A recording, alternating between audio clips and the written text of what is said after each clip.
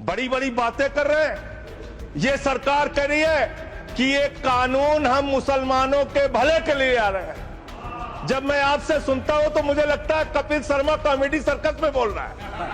आप मुसलमानों का भला कर रहे हैं, आप मुसलमानों का भला कर रहे हैं। दोनों सदन में एक भी सदस्य, दोनों सदन में सिर्फ एक सदस्य गुलाम अली को छोड़ के एक भी सदस्य आपका मुसलमान नहीं है। आप मुसलमानों का भला कर रहे हैं। दो नेता अपने घरों में आपने बैठा दिया, मुख्तार अब्बास नकवी, शाहनवाज हुसैन, दोनों की राजनीति आपने खत्म कर दी। आप मुसलमानों का भला कर रहे हैं, आप मुसलमानों का भला कर रहे हैं, आप मुसलमानों का भला कर रहे हैं। अरे सुनना सीखो, धार्मिक संपत्तियों को कब्जा करने की एक कोशिश है। इसलिए इस बिल पर न हिंदू को खुश होना चाहिए, न सिख को खुश होना चाहिए, न ईसाई को खुश होना चाहिए, न जैन को खुश होना चाहिए, न बौद्ध को खुश होना चाहिए, क्योंकि नंबर सबका आएगा। और आज वक्फ की संपत्तियां कब्जा करके आप अपने दोस्तों को देंगे, कल गुरुद्वारे की संपत्तियां कब्जा करके आप अपने दोस्तों को देंगे, फिर चर्चों की संपत्तियां कब्जा करके आप अपने दोस्तों को देंगे। छुआछूत को, बीमारी को मिटाने के लिए चलिए उठाते हैं कदम, और अगले सत्र में एक बिल लेके आइए। जितने भी हिंदुओं की कमेटियां हैं, ट्रस्ट है, बोर्ड है, उन सारे ट्रस्ट और कमेटियों में 80% आरक्षण दलित, आदिवासी और पिछड़े हिंदुओं को दीजिए। मैं समर्थन करूंगा आपका, माला पहनाऊंगा आपको। आप पिछड़ों का भला करने की बात करते हैं, आप दलितों का भला करने की बात करते हैं। आपकी मातृ संस्था आरएसएस 100 साल तक आपने एक भी दलित, पिछड़ा और आदिवासी, एक भी महिला को आज तक आरएसएस का प्रमुख नहीं बनाया। आप दलितों और पिछड़ों और आदिवासियों की और किसी गलतफहमी में मत रहिए। आपको लोकसभा के चुनाव में मात्र 36% वोट मिला है। इस देश की 64% आबादी आज भी आपके खिलाफ है, आज भी आपके खिलाफ खड़ी है। किसी गलतफहमी में मत रहिए। बड़ी बड़ी सत्ता उखड़ गई और चली गई। आप तो वो लोग हैं जिन्होंने प्रभु श्री राम के मंदिर में भी घोटाला किया। मान्यवर, प्रभु श्री राम के मंदिर के जमीन में घोटाला किया। मैं कागज दूंगा सर, मैं कागज दूंगा। कर दिया मैंने। ये लोग राम मंदिर में घोटाला करने वाले लोग हैं, राम मंदिर की जमीन का चंदा खाने वाले लोग हैं सर। ये लोग 2 करोड़ की जमीन 5 मिनट में 18 करोड़ में बेची सर इन लोगों ने। 16.5 करोड़ का घोटाला किया, 18.5 करोड़ में जमीन बेची। ये राम मंदिर में घोटाला करने वाले लोग हैं सर। मान्यवर, मान्यवर, अरे प्रभु श्री राम के नाम का पैसा खाते हो तुम लोग। अरे बैठ जाओ, राम मंदिर का पैसा खाते हो। अरे राम मंदिर में घोटाला करते बैठो। अरे राम मंदिर का चंदा खाते हो। अरे चंदा चोरो बैठो, चंदा चोरो बैठो। श्री संजय सिंह दोनों ही कह रहे एक दूसरे को। धन्यवाद मान्यवर, आपने एक अत्यंत महत्वपूर्ण बिल पे मुझे अपनी बात कहने का मौका दिया। मैं जैसे उदय प्रताप जी की चंद पंक्तियों से अपनी बात शुरू करूंगा। न मेरा है न तेरा है, ये हिंदुस्तान सबका है। नहीं समझी गई ये बात तो नुकसान सबका है। न तेरा है न मेरा है, ये हिंदुस्तान सबका है। नहीं समझी गई ये बात तो नुकसान सबका है। जो आकर मिल गई इसमें वो दिखलाई नहीं देती, जो नदियां मिल गई इसमें वो दिखलाई नहीं देती। महासागर बनाने में मगर एहसान सबका है, महासागर बनाने में मगर एहसान सबका है। मान्यवर, हम लोग बचपन से एक शब्द सुनते आए, सरकार माई बाप। सरकार माई बाप यानी कि जो सरकार होती है वो लोगों की माई बाप होती है, मां की तरह ख्याल रखती है, पिता की तरह ख्याल रखती है। लेकिन अगर कोई सरकार अपने बच्चों को उसका गला घोटने पे उतारू हो जाए तो वो फिर सरकार निष्पक्ष सरकार नहीं है, नहीं है मान्यवर। वो सौतेली मां है, वो सौतेली मां है, उसका व्यवहार सौतेला है। और आज आप जो काम कर रहे हैं इस बिल के माध्यम से, आप बाबा साहब डॉक्टर भीमराव अंबेडकर जी के द्वारा लिखे गए संविधान की हत्या कर रहे हैं। और ये बात मैं इसलिए कह रहा हूं कि बाबा साहब डॉक्टर भीमराव अंबेडकर जी ने संविधान की धारा 26 में लिखा, धार्मिक मामलों के प्रबंधन की स्वतंत्रता, धार्मिक एवं धर्मार्थ उद्देश्यों के लिए संस्थाओं की स्थापना एवं रखरखाव करना, धर्म के मामलों में अपने स्वयं के मामलों का प्रबंधन करना, चल एवं अचल संपत्ति का स्वामित्व एवं अधिग्रहण करना तथा ऐसी संपत्ति का कानून के अनुसार प्रशासन करना। यह अधिकार आपने नहीं दिया, यह अधिकार किसी भारतीय जनता पार्टी के लोगों ने नहीं दिया। यह अधिकार बाबा साहब डॉक्टर भीमराव अंबेडकर जी के द्वारा लिखे गए भारत के संविधान ने दिया मान्य। और आप उस संवैधानिक अधिकार को छीन रहे हैं एक गैर संवैधानिक बिल लाके। क्या क्या लिखा इस कानून के अंदर आपने, किस तरीके से आपने इस संविधान की हत्या करने का काम किया। आप बड़ी बड़ी बातें कर रहे हैं। यह सरकार कह रही है कि ये कानून हम मुसलमानों के भले के लिए आ रहे हैं। जब मैं आपसे सुनता हूं तो मुझे लगता है कपिल शर्मा कॉमेडी सर्कस में बोल रहा है। आप मुसलमानों का भला कर रहे हैं, आप मुसलमानों का भला कर रहे हैं। दोनों सदन में एक भी सदस्य, दोनों सदन में सिर्फ एक सदस्य गुलाम अली को छोड़ के एक भी सदस्य आपका मुसलमान नहीं है। आप मुसलमानों का भला कर रहे हैं, आप मुसलमानों का भला कर रहे हैं। पूरी सरकार में एक मंत्री आपका मुसलमान नहीं है, आप मुसलमानों का भला कर रहे हैं। दो नेता अपने घरों में आपने बैठा दिया, मुख्तार अब्बास नकवी, शाहनवाज हुसैन, दोनों की राजनीति आपने खत्म कर दी। आप मुसलमानों का भला कर रहे हैं, आप मुसलमानों का भला कर रहे हैं, आप मुसलमानों का भला कर रहे हैं।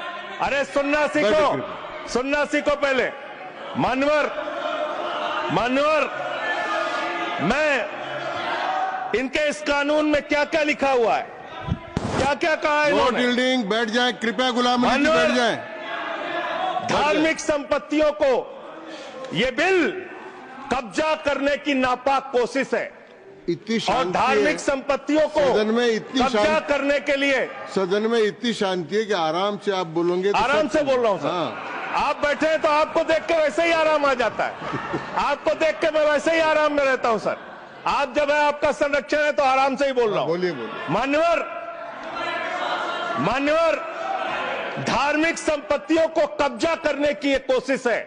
इसलिए इस बिल पर न हिंदू को खुश होना चाहिए, न सिख को खुश होना चाहिए, न ईसाई को खुश होना चाहिए, न जैन को खुश होना चाहिए, न बौद्ध को खुश होना चाहिए, क्योंकि नंबर सबका आएगा।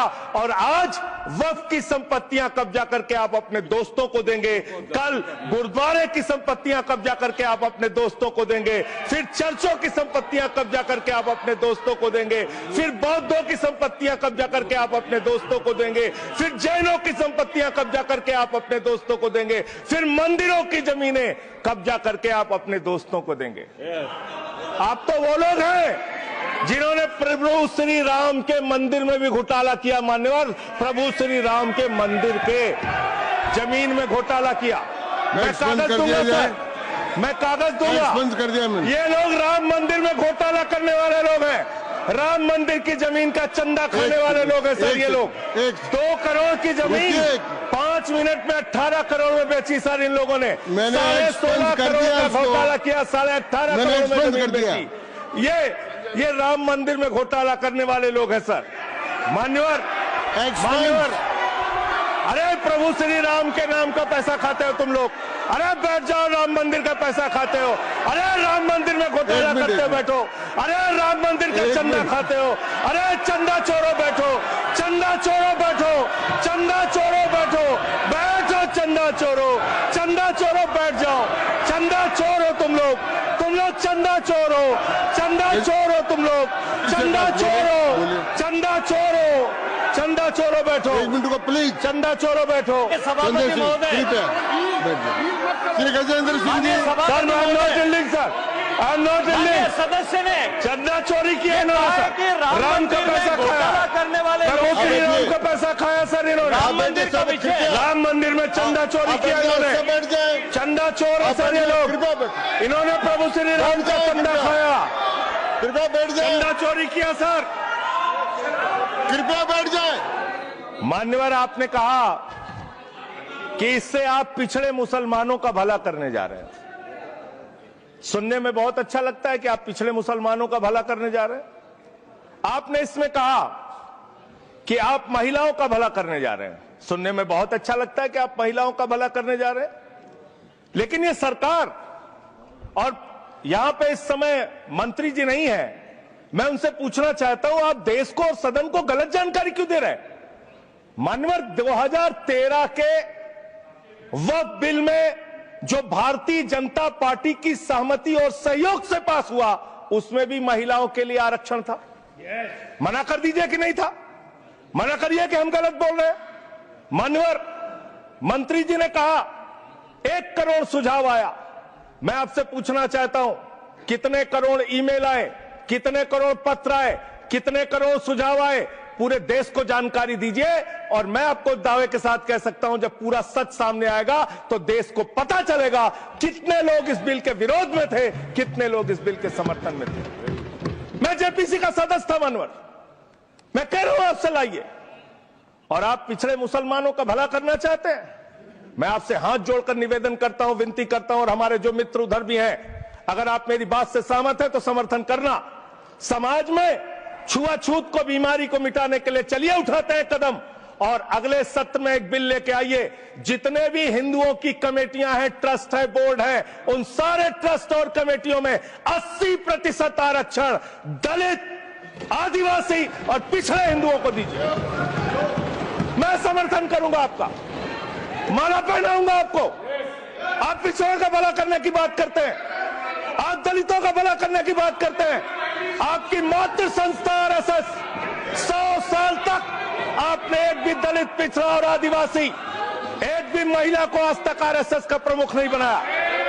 आप दलितों और पिछड़ों और आदिवासियों की आरएसएस के बारे में भला करने की बात करते कर हैं। मानवर इस बिल में क्या लिखा है? आप जो भी बातें इस विधेयक के अलावा बोलेंगे, उन सबको मैं एक्सप्लेन करूंगा। ये सच नहीं है? क्या ये सच नहीं है? सर मेरा टाइम रोका जाए, और सर बिल के बारे में बात करते हैं। मानवर मंत्री जी ने कहा आज आप इस बिल को पास कर रहे हैं, आज आपका सीना चौड़ा हो रहा है, आपको लग रहा है एक धर्म के अधिकार को आप छीन रहे हैं। नहीं, कल को आप सभी धर्मों की धार्मिक संपत्तियां छीन के आप अपने दोस्तों का देने का काम करेंगे। मैं फिर इसको दोहरा रहा हूं और फिर इसको कह रहा हूं कि आप ये करेंगे, धार्मिक संपत्तियों के कब्जा करने का काम करेंगे। और किसी गलतफहमी में मत रहिए, आपको लोकसभा के चुनाव में मात्र 36% वोट मिला है। इस देश की 64% आबादी आज भी आपके खिलाफ है, आज भी आपके खिलाफ खड़ी है। किसी गलतफहमी में मत रहिए। बड़ी बड़ी सत्ता उखड़ गई और चली गई। मान्यवर, आपने इसमें लिखा बिल के अंदर कि वक्फ कमेटी के अंदर गैर मुसलमान इसका सदस्य बन सकता है। आप क्या गुरुद्वारा कमेटी के अंदर गैर सिख को मेंबर बना सकते हैं? क्या ईसाई कमेटी के अंदर गैर ईसाई को सदस्य बना सकते हैं?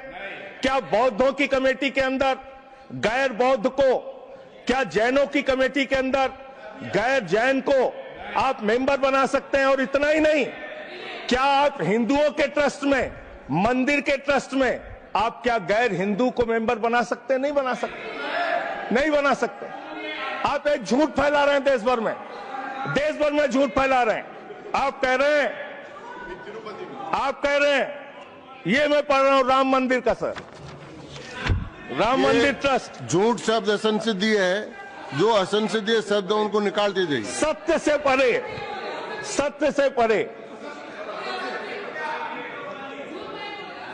सर ये प्रभु श्री राम के मंदिर का ट्रस्ट, मैं इसका समर्थन करता हूं। नहीं, आप सर मैं इसका समर्थन कर रहा हूं। ये सब्जेक्ट नहीं है सर, समर्थन कर रहा हूं। सुन तो लीजिए, आप कहे से नहीं सुनूंगा। डिस्ट्रिक्ट मजिस्ट्रेट प्रोसीडिंग में नहीं आएगा सर, मेरी बात तो बिल्कुल नहीं आएगा सर, मेरी बात सुन लीजिए। घनश्याम जी प्लीज, चेयरमैन साहब, district magistrate of Ayodhya will be ex officio trustee who will be a practising Hindu. If the DM is not Hindu, then additional district magistrate will be an ex officio member of the trust. हम इसका समर्थन करते हैं sir. Hindu धर्म के trust में हिंदू को member होना चाहिए, आपने लिखा, हम इसका समर्थन करते हैं। लेकिन आप दूसरे धर्मों के ऊपर कह रहे हैं। कल को आप गुरुद्वारा कमेटियों में कहेंगे सिख नहीं दूसरे धर्म के लोग इसमें आएंगे, कल को आप जैन कमेटियों में घुसड़ेंगे, बौद्धों की कमेटियों में घुसड़ेंगे। ये बात गलत है, ये पूरी तरीके से गलत है। और आज पूरे देश को आप बताइए, मान्यवर, पूरे देश को आप बताइए, 2009 में आपने अपना घोषणा पत्र जारी किया था, मैनिफेस्टो। ये मैनिफेस्टो आपका लेके आया हूं, ये तो आपका डॉक्यूमेंट है, मेरे घर नहीं बना। इस मैनिफेस्टो में लिखा है इन्होंने कि 2009 के मैनिफेस्टो में लिखा है कि वक्फ की जमीनों पर जो अवैध कब्जे हुए हैं, के.आर. रहमान की कमेटी की रिपोर्ट के हिसाब से हम मुस्लिम धर्म गुरुओं के साथ बातचीत करके उसको खाली कराने का काम करेंगे। कितना दोहरा चरित्र है आपका। आपने कहा वक्फ की जमीनों को खाली कराने का काम करेंगे जिसपे कोई और कब्जा कर रखा है। मान्यवर, एक और बात, सुप्रीम कोर्ट के अंदर आप कह रहे हो कागज चाहिए, कागज चाहिए। मंत्री जी ने कहा कागज चाहिए। मंत्री जी, आपको कागज की बहुत जरूरत होती है, कागज आपको चाहिए। आपकी सरकार ने 2020 में, ये पूरे देश को देखना चाहिए, पूरे देश को सर, 2020 में मैं जेपीसी का मेंबर था, ये कागज वहां मिला मैं 2020 में सुप्रीम कोर्ट में। सर आप, मेरी बात नहीं आ रही सर मेरी बात नहीं आ रही। 2020 में मान्यवर, इस भारत की सरकार ने, मोदी जी की सरकार ने शपथ पत्र दिया सुप्रीम कोर्ट में। से क्या लिखा हुआ है? 99% वक्फ की संपत्तियां डिजिटाइज हो चुकी हैं। मुख्तार अब्बास नकवी साहब आपके मंत्री थे, उनका बयान है 100% वक्फ की संपत्तियां डिजिटाइज हो चुकी हैं। तो जब आप सारी संपत्तियां डिजिटाइज कर चुके हैं, सब कुछ ऑनलाइन कर चुके हैं वामसी पोर्टल में, सारे कागजात जांच चुके हैं, तो क्या आप फसाद कराने के लिए फिर से कागज मांग रहे हैं? फसाद कराने के लिए आप फसाद कराने के लिए कागज मांग रहे हैं। आप फसाद कराने वाले हिंदू हैं, हम सौहार्द फैलाने वाले हिंदू हैं। यह बुनियादी फर्क है, यह बुनियादी फर्क है आप में। आप देश भर में फसाद, नफरत, लड़ाई, झगड़ा कराने का काम करते हैं। मान्यवर, मैं अंत में आप लोगों से सिर्फ एक ही बात कहना चाहता हूं कि आज सच्चर कमेटी की रिपोर्ट की बात कही गई और कहा गया 12,000 करोड़ की आमदनी हो सकती थी। एक सुझाव मैं पूरे सदन की तरफ से इस सरकार को देना चाहता हूं। 12,000 करोड़ की आमदनी की चिंता है वक्फ की, करोड़ों मुसलमानों की चिंता है आपको। एक अपने दोस्त को पकड़ के लाइए, नीरव मोदी को 20,000 करोड़ वसूलिए, 12,000 करोड़ वक्फ को दीजिए, 8,000 करोड़ अपने पास रखिए। 8,000 करोड़ का आपको मुनाफा होगा, 12,000 करोड़ वक्फ को दे दीजिए, करोड़ों मुसलमानों का भला हो जाएगा। मान्यवर, अंतिम बात कह के आपने कहा सच्चर कमेटी की रिपोर्ट से 12,000 करोड़ की आमदनी की बात कही गई है। अर्ध सत्य मत बोलिए, पूरा सत्य बोला कीजिए। सुविधाजनक सत्य मत बोलिए, पूरा सच बोला कीजिए। मंत्री जी, इसमें लिखा हुआ है सच्चर कमेटी की रिपोर्ट में कि भारत की सरकार ने, राज्यों की सरकार ने अलग अलग राज्यों में, अलग अलग जगहों पे 365 वक्फ की संपत्तियां कब्जा कर रखी हैं। आप उसके बारे में नहीं बताते, आप अर्ध सत्य बोलते हैं। मैं तो जेपीसी का मेंबर रहा हूं, मुझे सब पता है।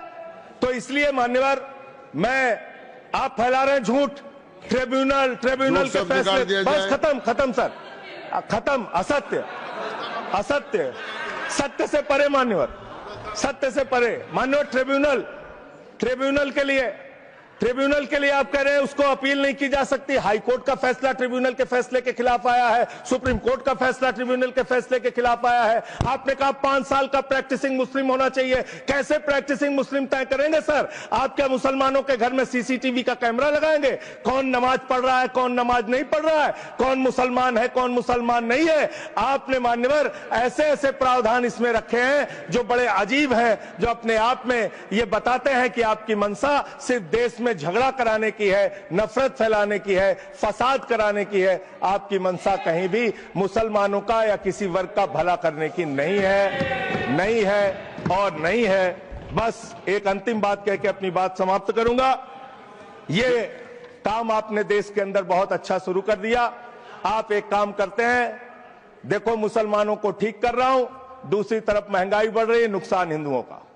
94 लाख करोड़ रुपए शेयर बाजार में डूब रहा है, नुकसान हिंदुओं का। ये बच्चे- 11 लाख बच्चे सब्जेक्ट स्कूलों से नहीं बाहर है। निकल गए, नुकसान हिंदुओं का। तो मुसलमानों को ठीक करने के नाम पर आप नुकसान देश के करोड़ों हिंदुओं का भी कर रहे हैं। इसलिए ये सब बातें करके देश में आप नफरत फैला के ये सब झगड़े फसाद के काम मत धन्यवाद। कीजिए। और अंत में आपसे एक ही बात दो कहना तीन बार चाहता हूं, कहा गया।